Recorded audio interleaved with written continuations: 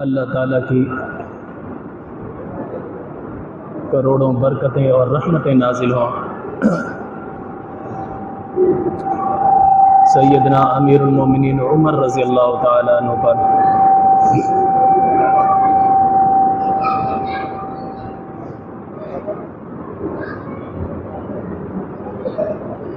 کل پرسوں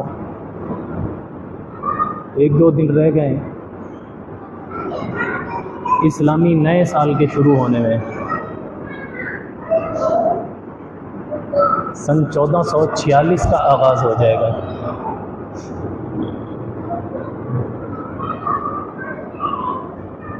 چھیالیس کے 6 یہ سن 6 ہجری کی یاد دلا دیتے ہیں۔ جس طرح وہ عظیم فتوحات کا سال تھا، اسلام کی عظمت کے دن شروع ہونے کا سال تھا، یوں لگتا ہے جیسے 1446 بھی انشاءاللہ اسلام کی فتوحات کا سال ہوگا۔ یہ میں پیشن گوئی تو نہیں کر رہا، لیکن ایک فال لی جا رہی ہے، امید ہے اللہ تعالیٰ سے۔ شروع زمانے میں اسلام بہت قسم پرسی کے عالم میں تھا۔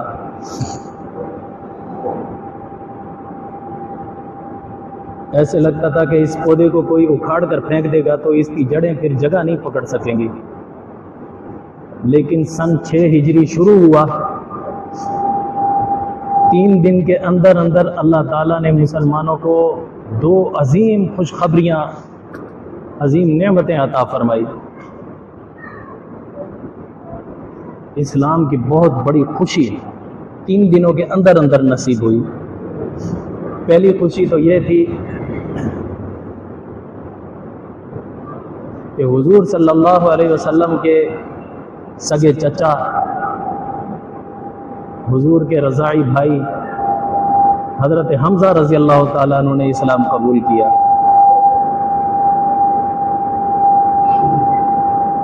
اللہ جب دین کا کام لینے پر آ جائے، اللہ جس کو چاہے ہدایت دے کر اسے لے لے۔ حضرت حمزہ وہ شخصیت تھے جن کو مذہب اسلام سے کوئی سروکار ہی نہیں تھا، نہ نئے مذہب کے آنے پر کبھی دکھ ہوا تھا، نہ حضور کی دعوت و تبلیغ پر کبھی چڑے تھے، اپنے کام سے کام رکھنے والے۔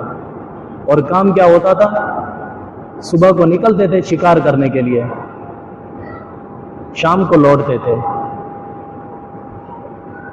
روزانہ تازہ گوشت کھاتے تھے، اور جب لوٹتے تو سب سے پہلے آ کر خانہ کعبہ کا طواف کرتے، پھر اپنے گھر جاتے۔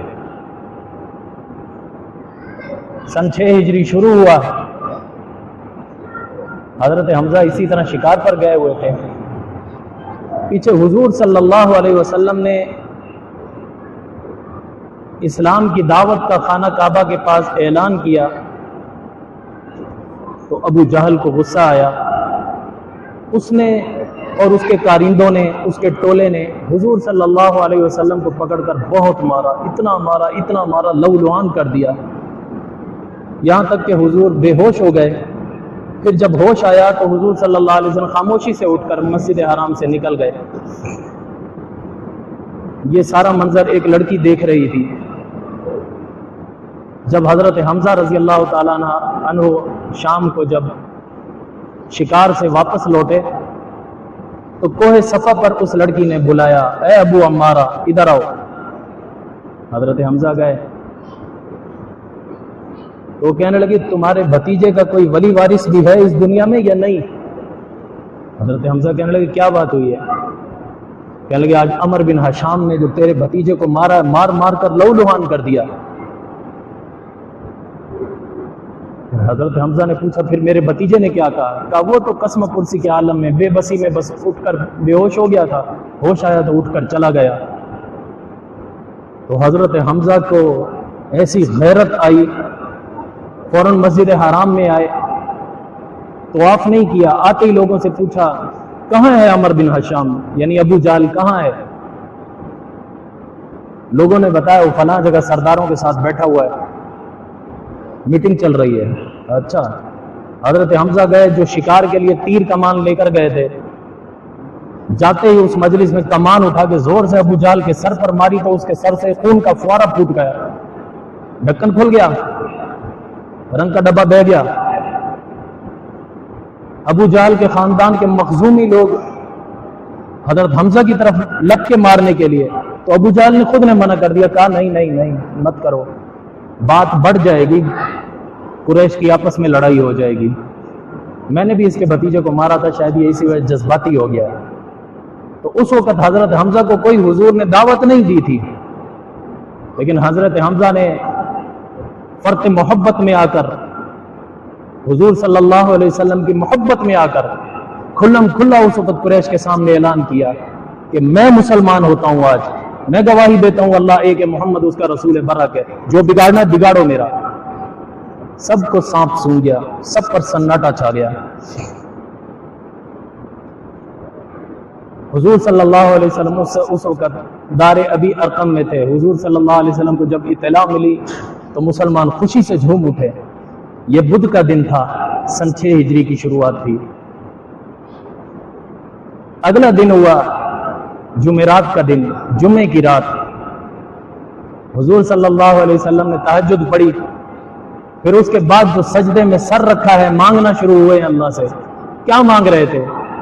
یا اللہ 2 عمروں میں سے ایک کے ذریعے اسلام کو قوت دے دے, یا عمر بن حشام یعنی ابو جہل کے ذریعے, یا عمر بن خطاب اس کے ذریعے. پھر ساتھ یہ بھی فرما رہے ہیں یا اللہ اگر تم مجھ سے پوچھے محمد تو کس کو چاہتا ہے تو میں عمر بن خطاب کو پسند کرتا ہوں. دعا بھی مانگ رہے ہیں اور یہ کہتے جا رہے ہیں. جمعے کا دن تھا, حضرت عمر رضی اللہ تعالیٰ عنہ حضور کو قتل کرنے کی نیت سے نکلے تھے. راستے میں اللہ تعالیٰ نے ان کی بہن کو ایمان لانے کا سبب بنایا.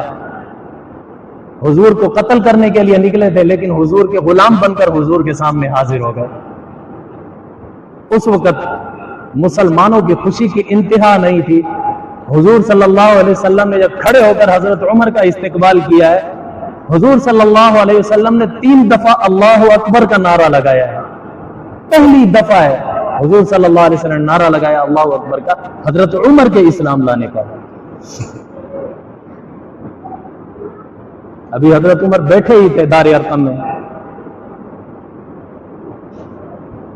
صحابہ میں ہلچل مچ گئی, کوئی ادھر جا رہا کوئی ادھر جا رہا. حضرت عمر پوچھنے لگے اے اللہ کے رسول میرے آنے سے تیرے ساتھیوں میں ہلچل کیوں آ گئی؟ حضور نے فرمایا عمر تیرے آنے سے نہیں, نماز کا وقت ہو گیا ہے, اب ہم نماز ادا کریں گے, یہ وضو کر رہے ہیں, نماز کی تیاری کر رہے ہیں. حضرت عمر نے پوچھا یا رسول اللہ عبادت کہاں کرو گے, نماز کہاں پڑھو گے؟ حضور نے فرمایا یہیں. حضرت عمر کہنے لگے کعبے میں کیوں نہیں؟ حضور نے فرمایا عمر وہاں تیری قوم پڑھنے نہیں دیتی. حضرت عمر جوش میں تلوار لے کر کھڑے ہو گئے, اے اللہ کے رسول یہ کیسے ہو سکتا ہے؟ عمر اسلام لائے اور عبادت چھپ کرو. چلو آج کعبہ میں جا کر ادا کرتے ہیں, دیکھتے ہیں کس کے اندر جرت ہے, کون آ کر میرا مقابلہ کرتا ہے. اسلام کی زندگی میں پہلا دن ہے کہ جب مسلمانوں نے سر عام آ کر خانہ کعبہ میں نماز ادا فرمائی ہے. جب نکلے ہیں تو اس وقت ٹوٹل 40 آدمی مسلمان تھے, ٹوٹل 40, 6 سال میں 40 آدمی مسلمان ہیں. ان کے بھی حضور صلی اللہ علیہ وسلم نے 2 ٹولے بنا دیے, 2 لشکر بنا دیے. ایک کی سربراہی حضرت حمزہ کو دی, ایک کی سربراہی عمر بن خطاب کو دی. عمر بن خطاب آگے آگے, حضرت حمزہ پیچھے پیچھے. 40 کے 40 آدمی جب خانہ کعبہ میں جا کر نماز ادا فرمائی, حضور صلی اللہ علیہ وسلم نے امامت فرمائی, نماز ہو رہی ہے, عمر خانہ کعبہ کے دروازے پر کھڑے ہوئے پہرا دے رہے ہیں. اور اس وقت خانہ کعبہ نشیب میں تھا, نیچے تھا, چاروں طرف بڑے پہاڑ تھے, کوئی صفا کوئی مروہ, جبل ابی قبیس, جبل ہندیہ. قریش مکہ چاروں پہاڑوں پر چڑھ کر نیچے نشیب میں مسلمانوں کا نظارہ کر رہے تھے اور آپس میں ایک دوسرے کو کہہ رہے تھے اسلام نے آج بہت بڑا ہم سے بدلہ لے لیا ہے. عمر جو اسلام لے آیا سمجھو اسلام نے اپنی جڑیں مضبوط کر لی ہیں, اب ہم کچھ نہیں ان کا بگاڑ سکیں گے. اللہ اکبر کبیر. وہ عمر جس کا ذکر خیر کرنے کا ہمیں حکم دیا گیا۔ حضرت امام حسن بصری رحمۃ اللہ علیہ فرمایا کرتے تھے، حضور صلی اللہ علیہ وسلم نے فرمایا کہ جدھر حق ہوتا ہے ادھر عمر ہوتا ہے، اور جدھر عمر ہوتا ہے حق بھی ادھر گھوم جایا کرتا ہے۔ اے لوگو، اگر تم حق پر رہنا چاہتے ہو تو عمر سے محبت کرو، عمر کی اتباع کرو، حق خود بخود ملے گا۔ حضرت عائشہ رضی اللہ تعالیٰ عنہ فرمایا کرتی تھی، اے لوگو عمر کا تذکرہ کیا کرو، جب تم عمر کا تذکرہ کرو گے گویا عدل کا تذکرہ ہوگا، اور جب عدل کا تذکرہ ہوگا تو خود بخود اللہ کا تذکرہ ہوگا۔ عمر کا تذکرہ اللہ کی یاد دلائے گا۔ عمر کا عدل اللہ کی صفت ہے، عمر نے قائم کر کے دکھایا۔ جب عدل کا تذکرہ ہوگا تو اللہ کا تذکرہ ہوگا۔ اللہ اکبر۔ اس جیسا عادل حکمران ڈھونڈنے سے نہ ملے، جس نے عیسائیوں کے پرخچے اڑا دیے، روم کو قدموں تلے رون دیا، فارس کو ٹکڑوں میں بکھیر دیا، آل سنسان کو نیست و نابود کر دیا۔ 22 لاکھ مربع میل کا تن تنہا بادشاہ، عجیب بادشاہی تھی، بادشاہی میں بھی فقیری تھی۔ جب جمعے کا خطبہ دینے کے لیے کھڑے ہوتے تو کرتے پر پیبند لگے ہوئے نظر آتے تھے۔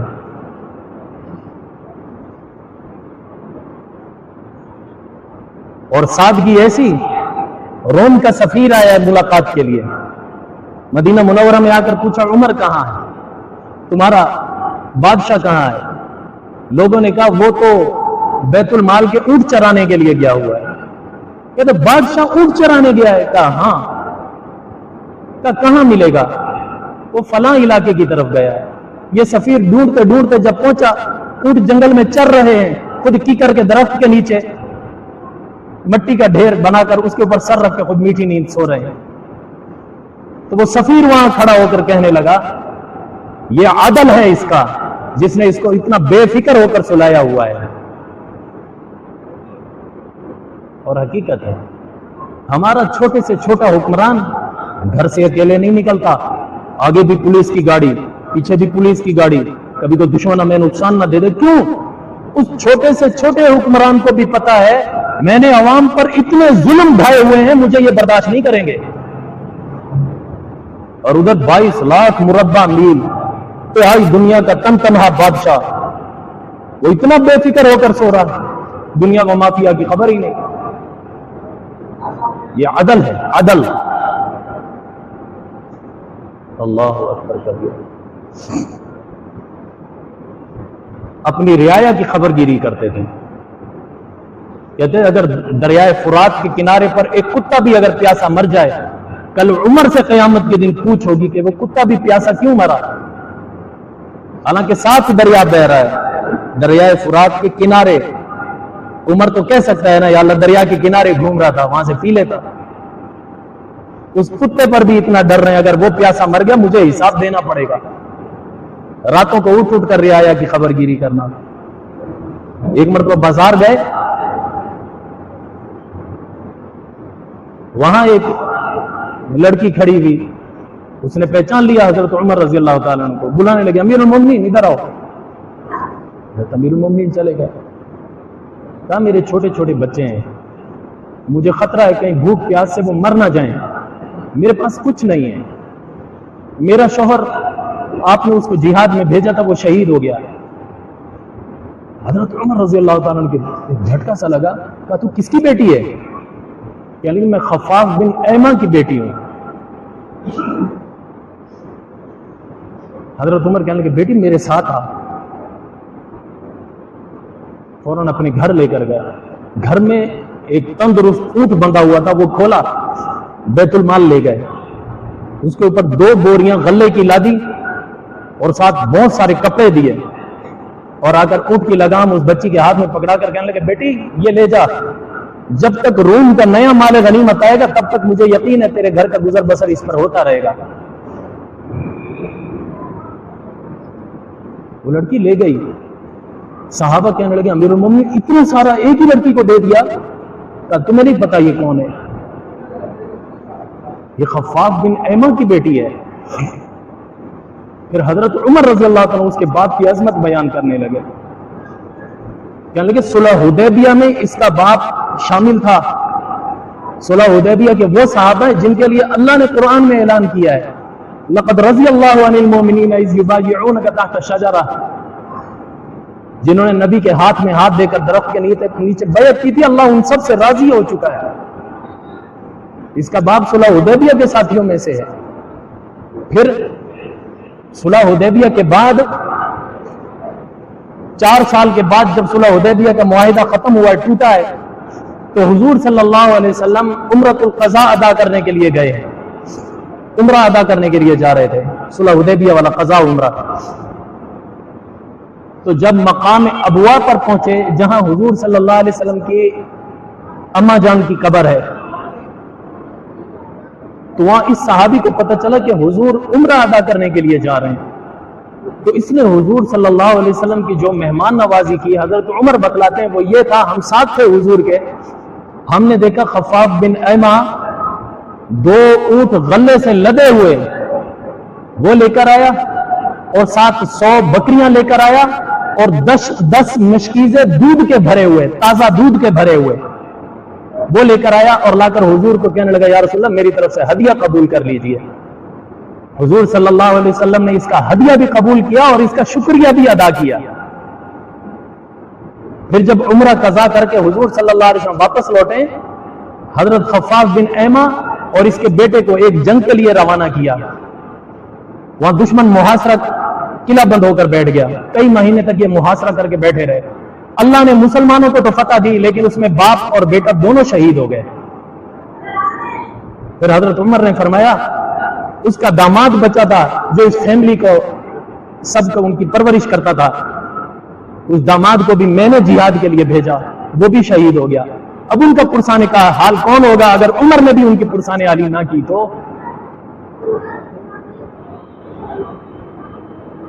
اس قدر خبر گیری، ایک ایک فرد کے در پر جانا۔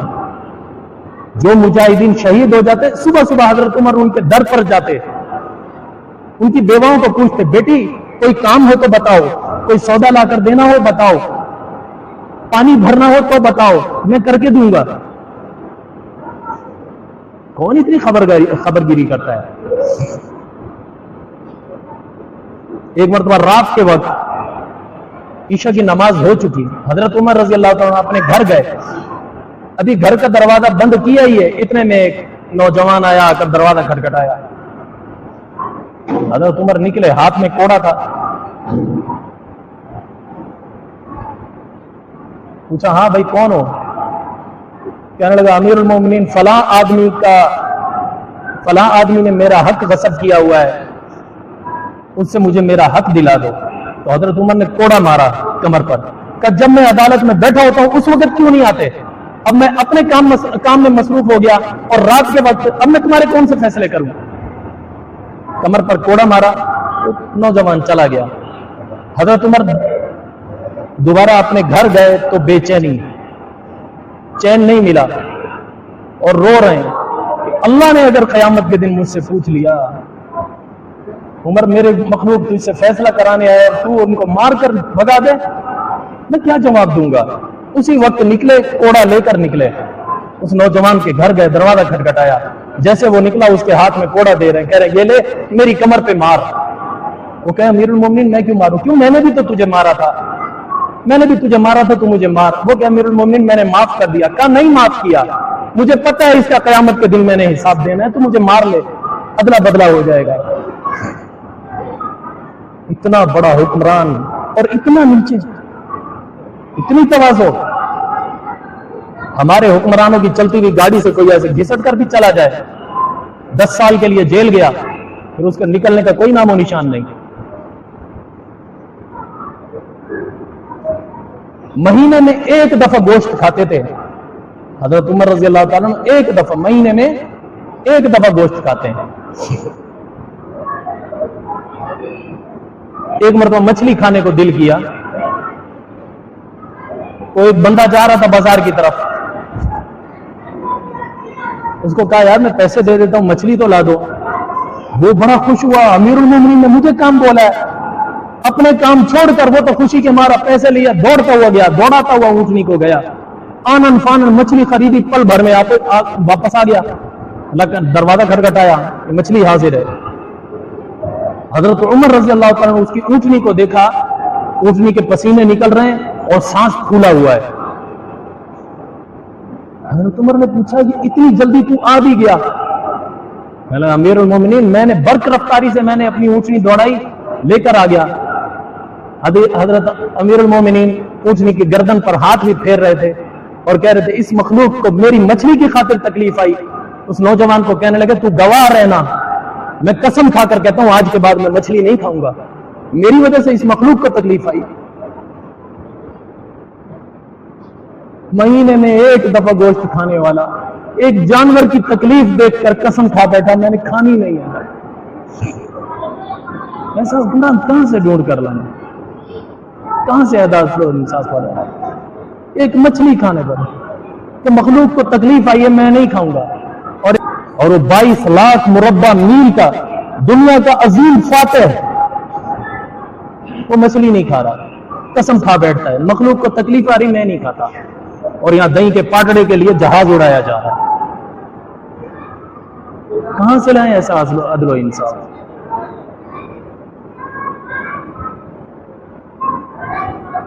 ایک مرتبہ پتہ چلا کہ مدینہ منورہ میں کچھ تاجروں کے قافلے آئے ہیں، وہ عیدگاہ میں آ کر رکے ہیں۔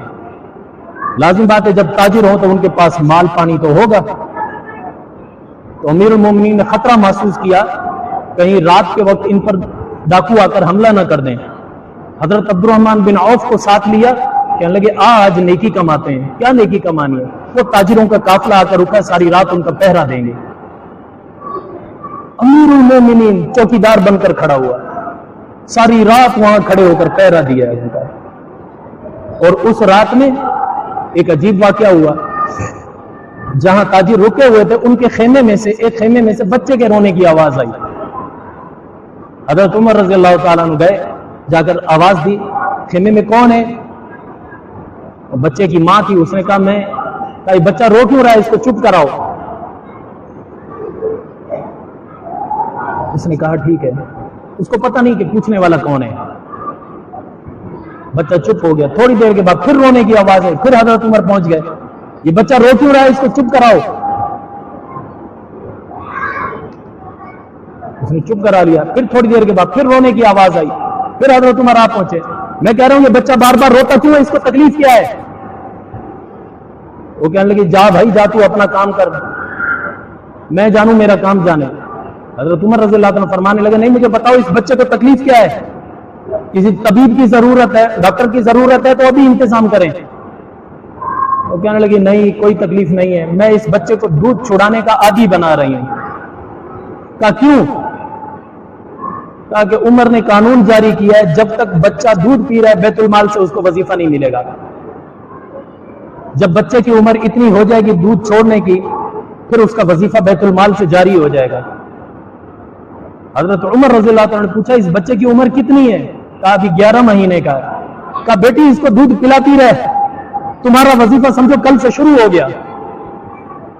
فجر کی نماز آ کر پڑھی ہے مسجد نبوی میں، اور اٹھ کر کھڑے ہوئے صحابہ کے سامنے اللہ تعالیٰ کی حمد و ثنا بیان کی، اور اس کے بعد بلند آواز سے اپنے آپ کو مخاطب کر کے کہہ رہے ہیں اے عمر تو کافر تھا، اللہ نے تجھے اسلام کی نعمت عطا فرمائی، تیری حیثیت ایک بکریوں کے چرواہے جیسی تھی، اللہ نے تجھے امیر المومنین بنایا،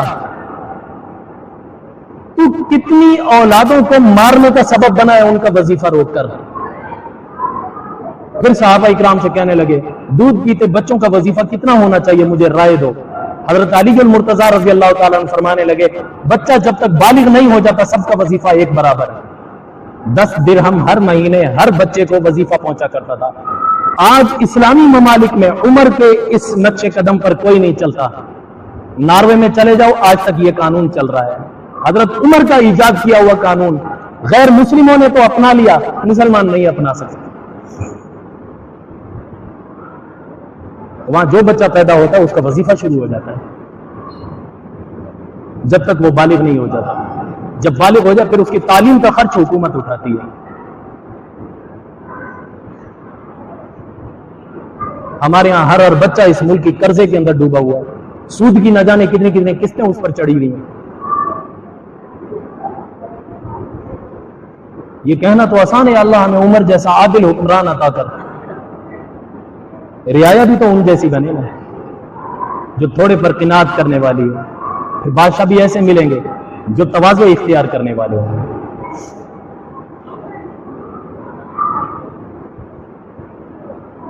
آخری حج کیا ہے، حج کے بعد لمبی دعا مانگی ہے، اس دعا میں یہ مانگا ہے اللہم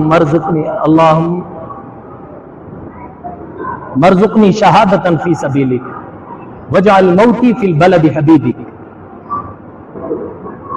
اے اللہ مجھے شہادت کی موت عطا فرما اور اپنے حبیب صلی اللہ علیہ وسلم کے شہر میں عطا فرما۔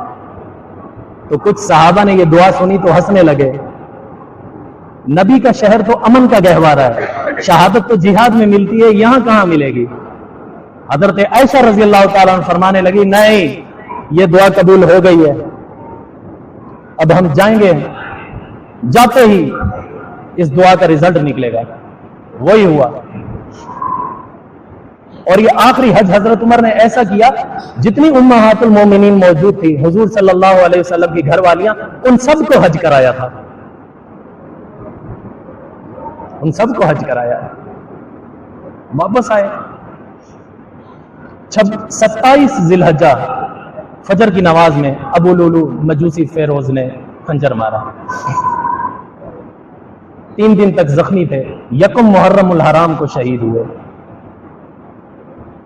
جب تدفین کا وقت آیا، حضرت عبداللہ بن عباس رضی اللہ تعالیٰ عنہ تدفین کرنے والوں میں شامل ہیں، وہ فرماتے ہیں کہ قبر میں لیٹانے کے بعد میں قبر سے باہر نکلا، کنارے پر ابھی کھڑا تھا، ارد گرد مٹی پڑی ہوئی تھی قبر کی، تو میں نے دیکھا کوئی شخص مٹی پر کھڑا ہوا ہے، میرے کندھے پر ہاتھ رکھا ہے اور کہہ رہا ہے مجھے یقین تھا عمر تو نے یہیں آنا ہے۔ کیوں؟ میں نے حضور صلی اللہ علیہ وسلم کو ایک دفعہ نہیں بہت دفعہ یہ کہتے ہوئے سنا تھا، میں ابو بکر عمر ہم کٹھے ہوں گے، میں ابو بکر عمر ہم کٹھے ہوں گے، مجھے یہ یقین ہو گیا تھا کہ تو نے یہیں آنا ہے۔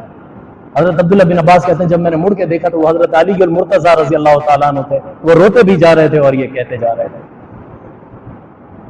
امام جلال الدین سیوطی رحمۃ اللہ علیہ نے فضائل عمر پر ایک کتاب لکھی ہے، اس میں جو پہلی حدیث لکھی ہے حضرت علی رضی اللہ تعالیٰ عنہ کی روایت ہے، عن علی بن ابی طالب رضی اللہ تعالیٰ عنہ قال انی سمعت رسول اللہ صلی اللہ علیہ وسلم یقول سیدہ کہول اہل الجنہ ابا بکر و عمر ما خلا النبیین والمرسلین۔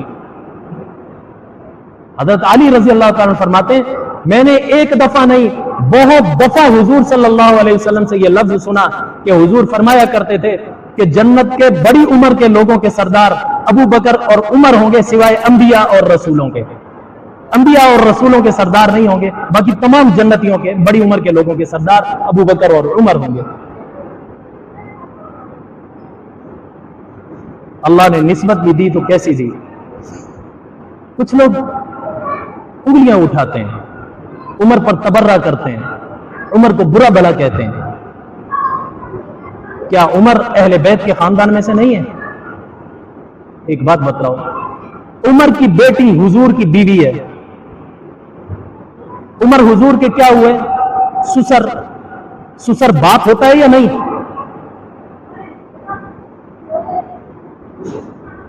ساس ماں ہوتی ہے یا نہیں؟ بیوی مر بھی جائے تب بھی ساس ماں ہی رہتی ہے اور سسر باپ ہی رہتا ہے، یہ بالکل حقیقی ماں باپ کی طرح رشتہ بن جاتا ہے۔ ایک رشتہ یہ، دوسرا رشتہ بی بی فاطمہ کی بیٹی ہے ام کلثوم، حضرت علی کی بیٹی ام کلثوم حضرت عمر کی بیوی ہے، حضرت عمر حضرت علی کے داماد ہیں، یہ رشتہ گول گھوما ہوا ہے۔ پھر بھی باقی تو سارے اہل بیت محب ہو گئے، ایک اسی کو گالیاں کیوں؟ عجیب تعصب ہے، عجیب تعصب ہے۔ ایک بات یاد رکھنا، 10 صحابہ وہ ہیں کہ جن کا جنتی ہونا یقینی ہے. معراج کی رات خود حضور صلی اللہ علیہ وسلم اپنی آنکھوں سے ان کے بنے ہوئے بنگلے جنت میں دیکھ کر آئے اور دنیا میں آ کر ایک ایک کو بشارت دی. ابو بکر، میں نے تیرا گھر بھی دیکھا جنت میں. ابو بکر فی الجنہ، عمر فی الجنہ، عثمان فی الجنہ، علی فی الجنہ. ایک ایک کو بشارت دی ہے 10 کو، جن میں ابو بکر، عمر، عثمان والی چاروں خلیفہ موجود. حضرت سعد، سعید، طلحہ، ابو عبیدہ بن جراح، عبد الرحمن بن عوف، زید بن عبداللہ، حضرت عمر کے بہنوئی. یہ 10 نام آپ صلی اللہ علیہ وسلم نے لے کر فرمایا، اے مسلمانوں سنو، اگر تم ایمان پر پکے رہو، اللہ کے عبادت گزار بنے رہو اور اللہ کی اتنی عبادت کرو کہ تمہارے ماتھے پر کالے نشان پڑ جائیں اور تمہارے گھٹنے سجدے کر کر کے بکری کے گھٹنے کی طرح سخت ہو جائیں، پھر بھی اگر ان 10 میں سے کسی ایک کا بھی بغض لے کر مر گئے، پھر یقین رکھنا اللہ تعالیٰ اونھے منہ اٹھا کر تمہیں جہنم میں پھینک دے گا اور اللہ کو جہنم میں ڈالتے وقت کوئی پرواہ بھی نہیں ہوگی. ان 10 میں چار ان کا بھی تو نام موجود ہے. یہ تو 10 کے بارے میں فرمایا، پھر خصوصاً ان 4 کی تو اہمیت اور زیادہ ہے. ان میں سے کسی ایک کا بغض لے کر بندہ مر جائے، اس سے زیادہ کوئی افسوس کا مقام ہوگا؟ اس وجہ سے میری آپ مسلمانوں سے بھی اپیل ہے، مسلمانوں سے، غیر مسلموں سے نہیں، مسلمانوں سے اپیل ہے. اگر دل میں عمر کے لیے تھوڑی سی بھی رنجش ہے، خدا کے لیے اس کو نکالو، اپنے دلوں کو صاف ستھرا کرو، اللہ تعالیٰ کے حضور توبہ کرو. ایسا نہ ہو کل قیامت کے دن ہمارا مواخذہ ہو جائے، پھر یہ ہمارے نماز روزے سجدے ہمارے کام نہیں آئیں گے. اللہ ہمارے حال پر رحم فرمائے. وما علینا الا البلاغ.